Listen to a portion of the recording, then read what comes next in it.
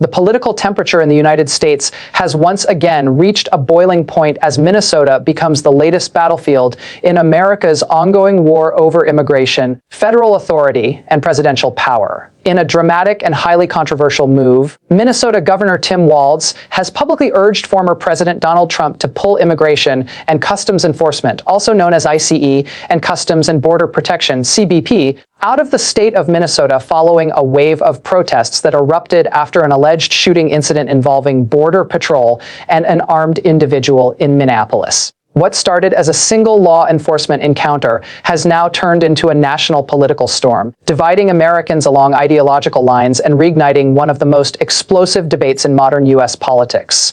According to initial reports, the incident involved Border Patrol agents responding to a situation in Minneapolis where an armed man was allegedly confronted, leading to a shooting that quickly went viral on social media. Videos, eyewitness accounts, and unverified claims began circulating within minutes, fueling anger, fear, and confusion. Protesters took to the streets almost immediately, accusing federal agencies of excessive force and demanding accountability. Within hours, demonstrations spread across different parts of the city, with activists chanting slogans against ICE and CBP, calling them symbols of oppression and federal overreach. Governor Tim Walz did not waste time responding. In a statement that shocked many political observers, Walz openly challenged Donald Trump and demanded that federal immigration agencies be withdrawn from Minnesota. Walz argued that the presence of ICE and CBP was escalating tensions, undermining local governance, and creating unnecessary conflict between communities and law enforcement. He claimed that Minnesota should be allowed to handle its own public safety without what he described as heavy-handed federal intervention. Donald Trump, known for his aggressive stance on border security and immigration enforcement, reacted strongly. Through social media and conservative media outlets, Trump accused Walz of being weak on crime, supporting illegal immigration, and putting American citizens at risk. Trump stated that federal agencies like ICE and CBP exist to protect national security and enforce the law, and that no governor has the authority to block or remove them. He framed Walz's demand as an attack on the rule of law and warned that such actions would only encourage chaos and disorder. Fox News and other major networks quickly picked up the story, turning it into a national headline. Former FBI Special Agent Nicole Parker appeared on Saturday in America, offering her analysis of the situation. She explained that federal agencies operate under national jurisdiction and cannot simply be expelled by a state governor. According to Parker, the real issue is not just the shooting incident, but the deeper political strategy behind the protests and the statements made by Democratic leaders like Walz. Supporters of Walz argue that ICE and CBP have a history of aggressive tactics, racial profiling, and lack of transparency. They believe that local communities should not live in fear of federal agents, and that immigration enforcement should focus on humanitarian solutions rather than militarized operations. Many activists see this moment as part of a larger movement to defund or dismantle federal immigration agencies altogether. On the other side, Trump supporters and conservative commentators say this is a dangerous precedent.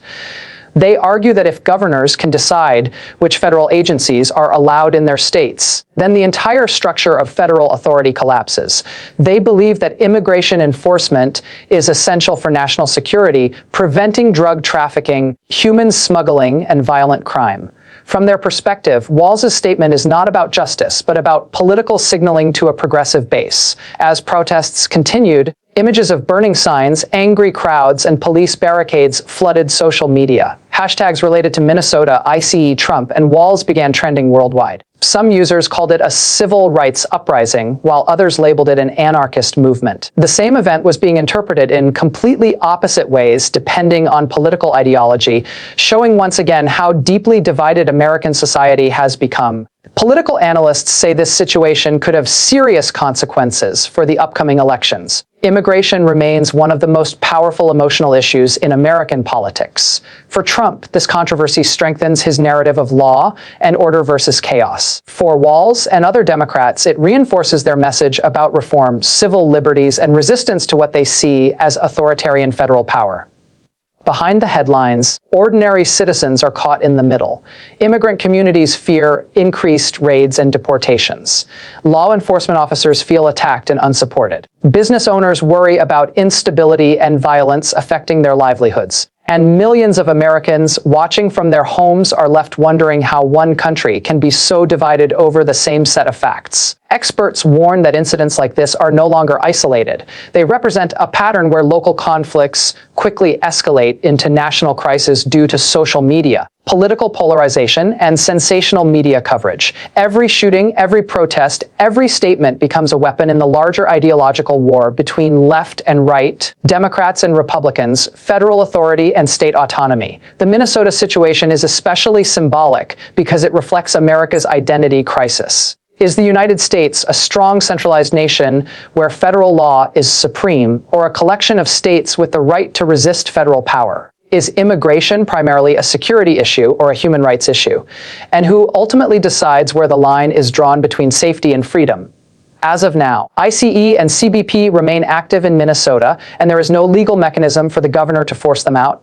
However, the political impact of Walz's statement is already irreversible. It has energized activists, angered conservatives, and given media outlets a powerful narrative that will likely dominate news cycles for weeks. Donald Trump has promised that if he returns to power, he will expand the authority of federal agencies and crack down even harder on what he calls sanctuary politics. Tim Walz, on the other hand, has doubled down on his position, stating that Minnesota will not cooperate with policies that he believes harm communities and violate civil rights. In the end, this is no longer just about a shooting in Minneapolis. It is about the future of American governance, the balance of power between states and the federal government, and the identity of a nation struggling to agree on its own values. Minnesota has become a symbol, not just a state, a symbol of resistance for some, and a symbol of rebellion for others. One thing is certain, this story is far from over. As protests continue, investigations unfold, and political leaders trade accusations, the Minnesota crisis may become one of the defining moments of this era in American politics. A moment where the world once again watched the United States argue with itself, live on camera in real time.